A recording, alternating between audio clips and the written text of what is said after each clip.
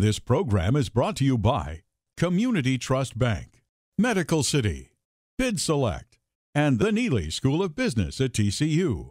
Welcome to Platforms, the life-lifting news program for women. Now, here's your host, Shivaun Palmer. Hey, welcome back, everybody. This is Shivaun Palmer. I'm continuing my conversation with Isobel Coleman. She's the author of Paradise Beneath Her Feet, How Women Are Transforming the Middle East. Very powerful title. Very interesting time. Let's talk about, I know that you've traveled throughout the Middle East, and what countries, Isobel, in your opinion, are balancing this dynamic between the secular and the more conservative Islamic cultures today? I don't know that any of them have really achieved that balance. It's a struggle that's going on, and they are really all trying to find a way and chart a course. We were talking earlier about how there is a growing conservatism. Yes. There's the rise of a political Islam, which really wants to merge politics and religion, and that has some very serious implications for rights. For political rights, for religious rights, for non-Muslims, for women's rights. And so the merging of the religion and the political situation, I mean, that's not unique to the Middle East. It's a very interesting dynamic. It could be said of other countries, you know. Yeah, I mean, it could. I mean, at the end of the day, here in the United States, we have a secular system with a separation of church and state. Ideally, yes. Ideally, but you know, there are people who don't fully buy into that proposition in this country. But there are, in the Middle East, there are countries that have never had a separation of mosque and state, that have always been integrated. The two, integrated. And for women's groups who are really trying to push a greater role for women in society, more women's rights, that's the reality that they're dealing with. And so they're increasingly using Islamic discourse to justify the changes that they see as important and necessary for women. Have you found too, I mean, this term Islamic feminism, it's counterintuitive to a lot of people in the West, but these women are very bright, and I know that you've sat down and listened to many of their personal stories, and I think they're savvy enough to work within the confines of, you know, the... Yeah, I mean, the term Islamic feminism, everybody hates it. Yeah. So they from different angles, they hate it. On both sides, they hate it. I mean, in the West, you know, it's just, what do you mean? It's an oxymoron. You know, you can't have Islam and feminism together. Right. Even within these countries, there are many secular feminists who have been on the forefront of women's movements in these various countries for many, many years. And while they are using Islamic discourse, they don't want to be called Islamic feminists. They're more comfortable just calling themselves feminists in general, working within a conservative environment, working within the strictures of Islam, but they don't like the Islamic part.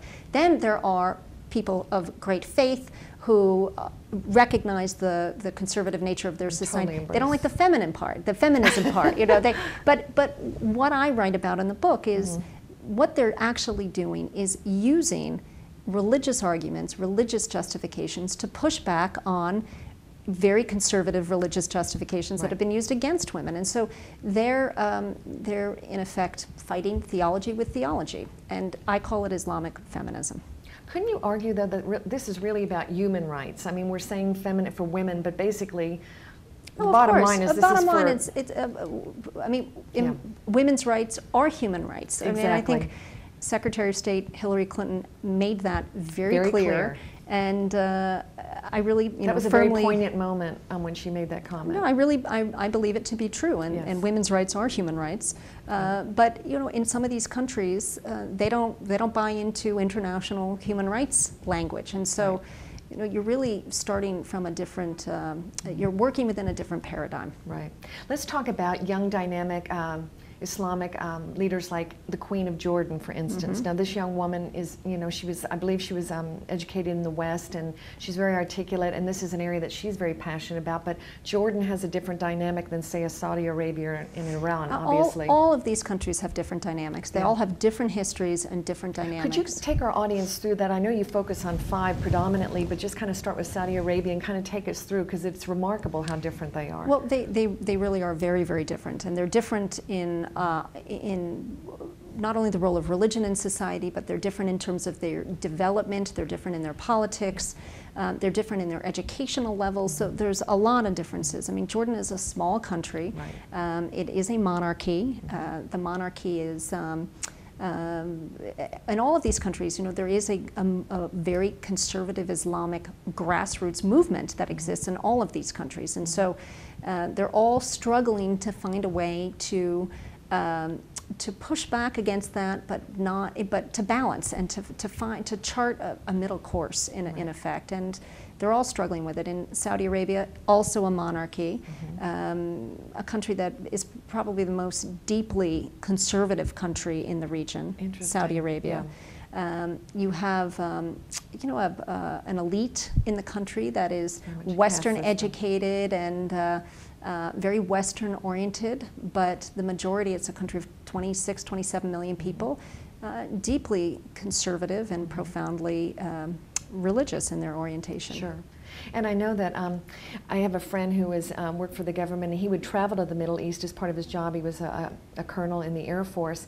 He learned so much about the dynamics of how little we as Westerners know about the culture there, and how we try to sometimes impose what we believe is the right way to live on these different cultures, when in fact many of them are very happy with their country and with their faith and so forth. So there's a balance, isn't there, Isobel, in terms of how to bridge that gap? Yeah, I mean, I think the message of my book is that there's a lot of change going on within these countries, and you know, our culture is different from their culture, but their culture is contested. I mean, within these societies, there are people contesting the culture. So in Afghanistan, one of the countries I write about in my book, you have, you know, I hear people, well, that's their culture, you know, to burn down. They don't want girls to go to school. That's their culture. Well, actually, that's deeply contested. You know, the polls show that 85% of Afghans firmly support a girl's right to go to school.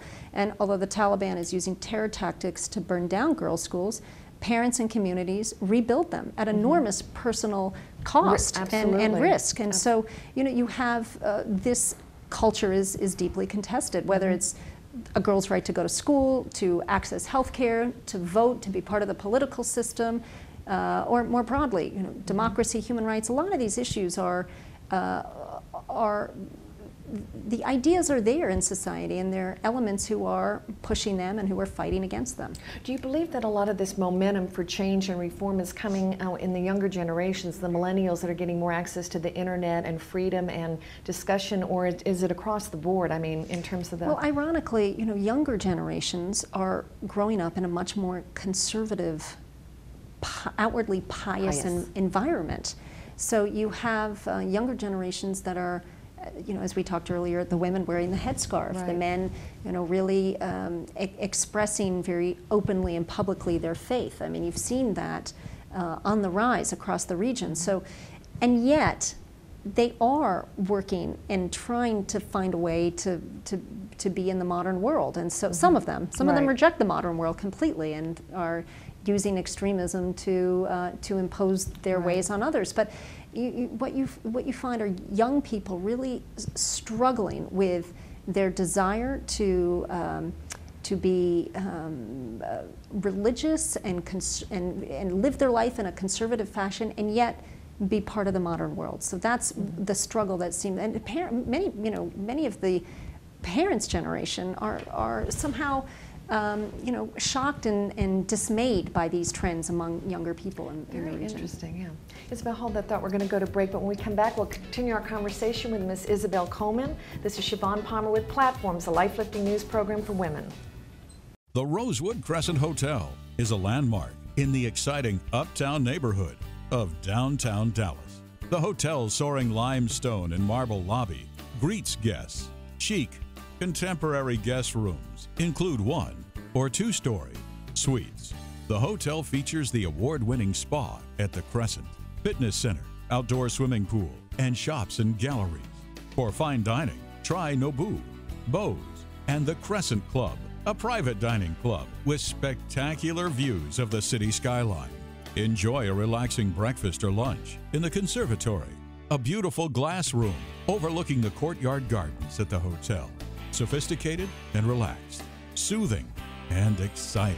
The Rosewood Crescent Hotel is as culturally vibrant as the neighborhood in which it sits. Consistently ranked as one of the best hotels in the United States, the Rosewood Crescent Hotel offers discreet and professional service with Texas charm.